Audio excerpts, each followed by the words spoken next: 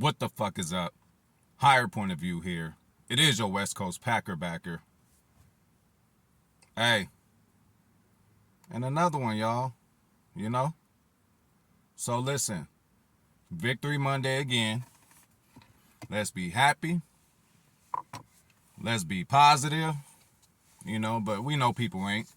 So I'm going to try not to, turn this motherfucker into a rant. But shit, cheers to y'all. Let's have us a beer together. I know it's kind of early, especially for my West Coast folk. Not really for me. Hey, I know it ain't early for Cali Packer, but have a beer with me and let's enjoy this motherfucking Victory Monday, y'all.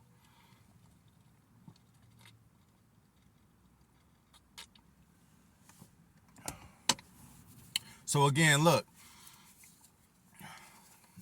Hey, just enjoy the victory. Hey, all this week I'm going to be saying that I am unapologetically motherfucking 3-1.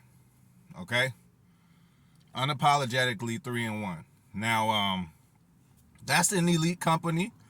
It's still early as hell, so some people's record are not who they really are, in the good way and in the bad way. So, there's still a lot more to figure out. This is only the first quarter of the season, but if we are to go 3-1 every quarter of the season, now with this extra game, it kind of fucks up the percentage. But if we go 3-1 every quarter of the season, we'll be a 13-win team.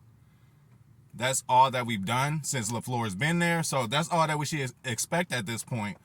So shouldn't nobody be uneasy about anything. But, maybe I do look up too many forums and shit after I read a story after the games and shit, trying to get information of negative Packer fans at the bottom in the comment section, or even other teams fans who talking shit about us and the way that we win. So let me talk to y'all real quick.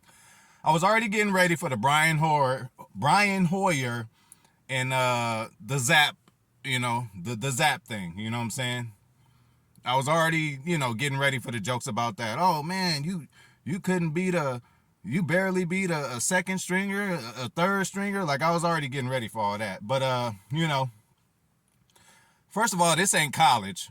We don't get nothing for getting style points, Now, divisional and conference games are important, but like, far as these, regular, hey, it's all about the W at the end.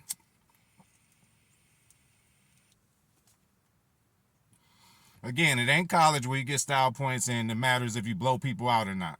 That doesn't matter in NFL. A fucking win is a win. Now, who you winning against, that matters, but as far as, hey, it could be by a point, it could be about half a point. Hey, just win, baby. You know what I'm saying? So, everybody wants blowouts. Hey, all Big Nate's predictions be, I got Packers 40, the opposing opponent 2. I'd be like, damn, Big Nate, you ain't gonna get them motherfuckers a field goal? He like, hell no, they gonna have to get points by getting the safety. And that's from us getting the goal line stop, and then they sacked us in the end zone. That's the only way we giving away points with Big Nate. But hey, I ain't mad at him. Shout out to Big Nate. Packers fans with swagger. If you haven't yet, go ahead and subscribe to that man's channel. But, I'm like him, because if you ask me in the beginning of the year, like, what's the Packers record, I'm going to say 16-0 or 17-0 until I see otherwise. Because, first of all, that's just how I fan, and that's how you should. You're supposed to think that you have a possibility of winning every game, so that's cool. And to have a good team that can actually possibly do it. We almost did it one time, so that's also cool. But again, you'll look a whole lot smarter if we really went undefeated and you were saying that the whole time. So, I understand that. But that's not how it goes. Hey, Vegas makes so much money week in and week out. The most money Vegas makes is, boxing, but through football, So a lot of these lines they be making is only 2-3 points. A big line is 10 to 15. College gets crazy with like 18 to 20 point lines, but a lot of these games are expected to be close. This is the NFL any given Sunday. Okay, so like, again, I would have loved the blowout yesterday. I would have loved it. I'm sure y'all would have loved it, but I believe you learn more in close games, because a playoff game is probably most likely going to be a close game. So, I done heard it all. I done heard people, oh, you see what Kansas City did to Tampa Bay. You guys couldn't do that to Tampa Bay. First of all, styles make fights, okay? This is like boxing, okay? Hey, if I knock TR out, sorry, TR. You the first one I thought about. If I knock TR out, but then Packer fan in Vegas knocked me out, does that mean that Packer fan in Vegas could knock TR out? Fucking, we don't know. We just gonna have to see that fight. You know what I'm saying? Some teams are significantly better in a certain area that might be another team's weakness. Okay, so again, they don't just come up with the sayings any given Sunday for no reason. Because throughout history, it's been clear that any given Sunday, any team can win. Every week in the NFL, there's teams that surprise win, and there are teams that surprise lose. Who would have thought the Jags this year would be this competitive? You know, so let's just keep this all in perspective. All the W's is good. We just need them to keep piling up so we can make the tournament. We just need enough W's to make the tournament. So do not complain or feel bad about any W's. Again, we can critique and you know, speak of where our team needs to be improved at for sure. Ain't nothing wrong with doing that. But in a victory, it's hard to win in this league. I just think we need to take these W's, enjoy them, enjoy every single one of them. I don't think, you know, maybe or maybe not, but I don't think Belichick is looking at both of his hands like, well, this was my favorite Super Bowl ring. No, the favorite one is the next one. So our favorite W is the next motherfucking W. We should be happy for this one just like we was against Chicago. You know what I'm saying? So hopefully we got a new mindset with some of them Packer fans out there who just be so negative. Again, this is Victory Monday. When it's Victory Monday, it's all positive. And, you know, we got the rest of the week to talk bad or to see where our team could improve at. But after a win, you celebrate that motherfucking win. Hey, the Packers sure are celebrating it. I'm sure on the plane ride home, or they were already home. I'm sure, hey, obviously locker room celebration, wherever. Hey, they was all happy. They probably still talking about it right now. So let's just keep that in perspective. Any given Sunday, hey, we might go beat Buffalo. We might lose against Buffalo. We might beat Buffalo and lose against the Commanders. We might beat them all. Again, this is the NFL. Different teams have different matchups. So I made we're gonna go to the positive stuff now. You know?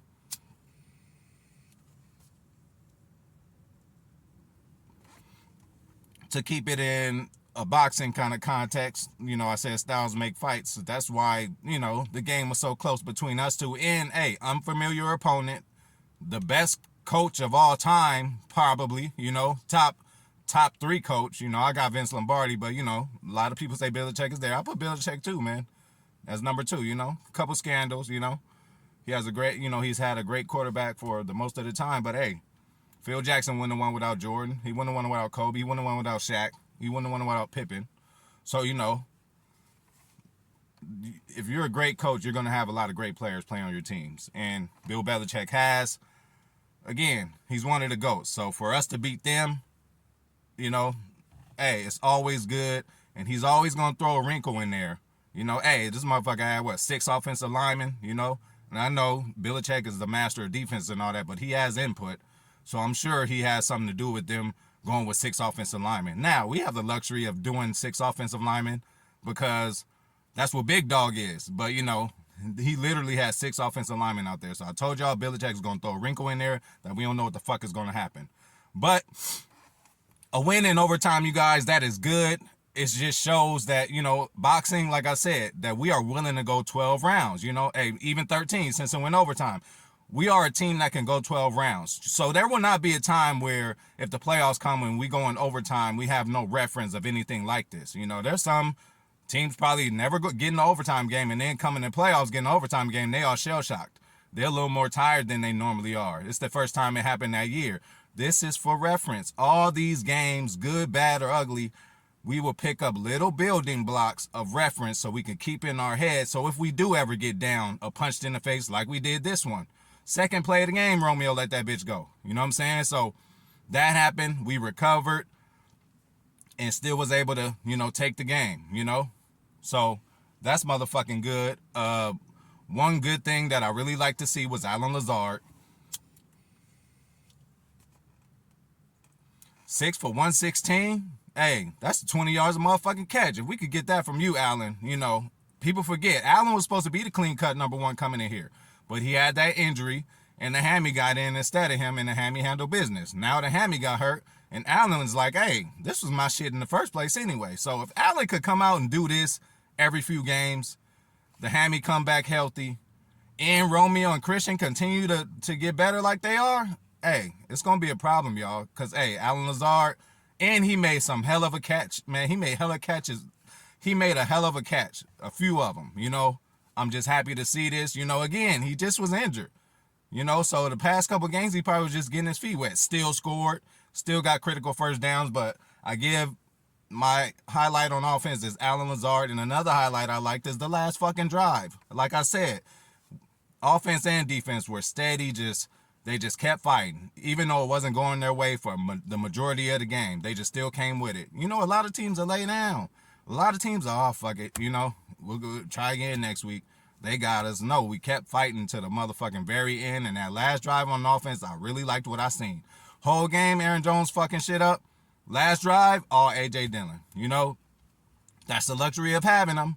Hey, running late, them dudes didn't want to hit him that late. It's overtime. They tired too. They been running around too. Shit, I'm sure they rather, probably not, chase Aaron Jones down, but Dillon was pounding on him. So, I love to see that. That's what we say, right? You know, even though we were behind, and I like that we were behind, because I always say it's iffy of LaFleur and Rodgers. When we get behind, they just start acting a little different, all right? Most of the time, we still pull it out, but in playoff time, when it really matters, that's when we get the early exits from, you know, a lot of these same things that happen in this game. Turnovers, first fucking drive. That could that could deflate the whole rest of the game. Remember in the divisional, big dog, that deflated them. So Romeo, get your shit together, bro. Again, you give us the good and you give us the bad, but you know, we gotta continuously get better. But you already know I'm gonna talk to you. On the defensive side, star of the game, obviously, is Rashawn Gary. So you know he's going to come in and get his weekly sack, okay? He's just that good that he's going to come in and get a weekly sack. But what I said, when Rashawn Gary turns to Bang Gary, is when he's able to capitalize. We already know you're going to get your one. Motherfucker, hey, turn that one into 2 sacks. Not just that, turn it into 2 sacks, 2 motherfucking, 2 sacks. What did he get? He got 7 tackles, 2 sacks, a forced fumble, and a fumble recovery. God damn it. Hey, he all over the stat line on that one. That's the kind of monster game that he can have every 3-4 games. And that'll put him in elite company as far as sacks. So if he gets a sack a game, that's 17. You know what I'm saying? Add a few 2-sack games, supposed to be 3-sack games, and the rest of the season, he's up there with the most elite of the elite with sacks. So I think Rashawn could do it. I hope you continue to get better. You will get better, but I like what the fuck I seen from you. And another thing about the defense, in my motherfucking eyes, they only gave up 10 points. Because first of all, there was a pick 6. That was, you know, it was only Aaron's 4th pick 6 ever, y'all. So that's impressive, because I swear Matt Stafford threw 4 of them last year alone. I mean, 4 of them, yeah, for sure, last year alone.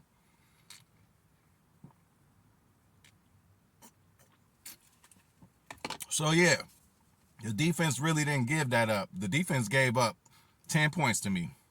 Because, again, there was a pick 6, and there was a penalty. Well, it wasn't a penalty. It was a second motherfucking time that they didn't give them a delay of game. And it cost us a touchdown. So, I don't even count that shit. That play didn't even happen. You don't know what would have happened if you know, they would have got that 5-yard penalty and went back. Like, so bad refs on that one, and y'all did that shit twice. Like, refereeing be bad, man, especially with us sometimes. You know, they'll call something on us, and then they'll do the same thing but worse. Y'all know how that shit go. But yeah, so that was another, you know, that was impressive. I was impressed by the defense in that, you know, in that light. So yeah, but again, and another thing, Matt LaFleur beat the hoodie. You know, hey, he like Master Splinter. He like, you know, Mr. Miyagi. He's like motherfucking the final boss. You know, again, this ain't the team that he normally, you know, is equipped with, but he's still the final boss. And for LaFleur to have a victory over Belichick, that has to fuck with his psyche a little bit. And I know that chess battle for that 60 minutes or whatever more, you know, since it was overtime minutes, that LaFleur, I think he's becoming a better coach now just because of this game. When you go against the master like that and compete with them and actually win, you know, we were supposed to, but, you know, and actually do it, that's a motherfucking good thing. But again, y'all, Packers victory, man. Overtime 24-27. Hey, Mason, shout out to you, bro. All your kicks look good. The last one was, you know, running out of gas or whatever, but it is what it is. Hey, it went in, you know. You won the game, bro. All the PATs was good. Cocoa butter, hey, getting that ball to you smoothly. You know what I'm saying? So, hey, I'm very impressed. All y'all go out there, talk y'all shit. 3-1, motherfucking 3-1. At the end of the season, when we all looking at the standings and we see the 13-4 or whatever the fuck we gonna be, we ain't gonna be thinking about each individual game. We just gonna be thinking about how many games we have and who is that compared to see if we gonna get a home playoff game or not. So that's the important thing. So again, all these fucking wins are fucking amazing. Don't let nobody tell you any different. 3-1 is motherfucking 3-1. So is Minnesota, you know? And another thing, we gonna be good on Minnesota because we gonna get that get back. You know, we get to see them again. So that's another thing. This was a one-off. I say it's a one-off because they ain't gonna make the Super Bowl. I'm talking about the Patriots. So even if they played us close, it's not like we got to worry about them at any time down the line or anything like that. Obviously, they will have to make the Super Bowl, and that's what we will have to make the Super Bowl. It's more important for us to beat the Tampa Bays. You know, to beat the, you know, again, we're gonna get Minnesota again, but these NFC conference games, we gotta, hey, you know, again, we gotta put ourselves in the best position to bring that Lombardi home. But hey, enjoy the fucking day, y'all. Again, we motherfucking won. It don't matter how it happened. We won the motherfucking game. I guarantee it's better than losing the game, right? And it's way better when you when you win and you can still pick up a lot of how you need to improve, which we did this game. A lot of stuff to improve, but at least we got it on tape, you know? Hey, building blocks until we get a house, you know, or until we get a trophy. We building a trophy. Hey, these are all these games we got to take reference from. So if we're in the same kind of situations in a playoff game, we know we did that shit before. Ain't nothing like feeling like you've been somewhere before. I'm telling y'all. So this is all important. But hey, y'all have a motherfucking good day. Let me finish the rest of this shit. It was already gone anyway. But I'm out.